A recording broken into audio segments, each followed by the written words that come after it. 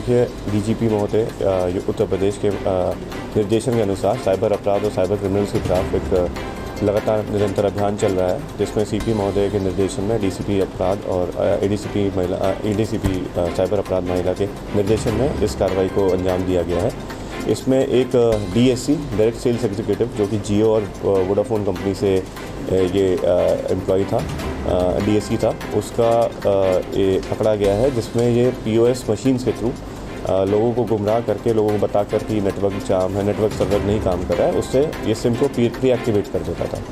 और ये जो इलीगल गतिविधियां हैं उनमें जैसे साइबर अपराध हो गया या अन्य तरह के अपराध हुए, इस सिम को उसको बेचा करता था। तो कैसे लोगों को अपने झांसे में लेते थे, कम पढ़े लिखे लोगों को या फिर किसी को भी ले लेते थे? और इससे किस तरीके का अपराध किया जा सकता था? जी, ज़्यादातर ये लोग कम पढ़े लिखे को ये बताते थे कि नेटवर्क काम नहीं कर रहा है या फिर आपका EKYC नहीं हुआ है तो DKYC करा लीजिए।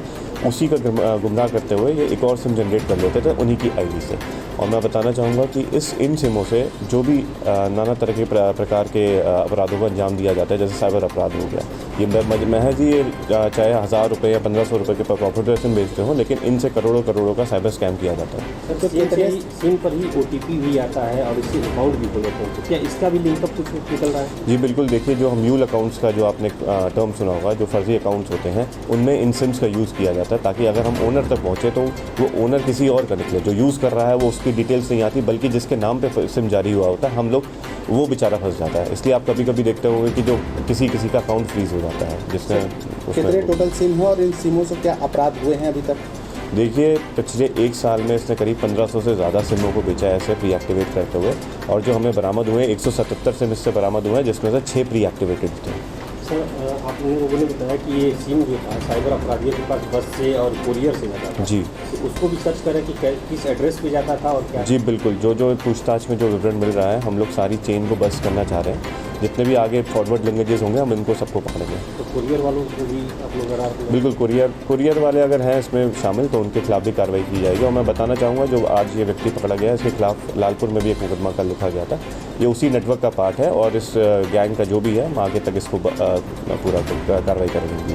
लोग कैसे सतर्क हैं? जगह स्टार लगा के सिम बेचे जाते हैं, तो उस पर किस तरह निर्देश लगाया जाएगा, किस तरह लोग जागरूक? जी देखिए, जैसे इनका मोडस ऑपरेंडाई है, EKYC का DKYC करवा लेते हैं। DKYC अब कंपनियों ने मना कर दिया है, तो DKYC मत करिए, डॉक्यूमेंट KYC उसको ना करिए, EKYC पे ही ध्यान दीजिए। और जब भी एक आपसे कभी कहे कि नेटवर्क इशू आ गया है, इंटरनेट नहीं चल रहा है, उस समय सतर्क रहें और प्लीज़ इनसे चेक करवा लीजिए जो भी इनकी ऐप होती है कि क्या कोई वो इशू हुआ है या नहीं हुआ। सर, तो क्या ये भी बाहर रोड पर लगा करके स्टॉल लगा करके सिम बेचा? जी बिल्कुल, ये भी कैनोपी लगा के इनके पास ETOP सिम होता है, जिसके द्वारा ये रिटेल में भी ये सिम को जारी कर सकते हैं। कितने लोग पकड़े गए? जी, अभी एक आदमी पकड़ा गया है और इनसे लीड मिलके हम 1-2 आदमी को और चिन्हित करके उन्हें भी उनके खिलाफ भी कार्रवाई करेंगे। टोटल कितने? ये मूलतः चकिया चंदौली का निवासी है, लेकिन यहाँ पे सामने घाट में रह के ये अपना जो DSC की सर्विस करता था। अब तक टोटल कितने हो गए इस केस में?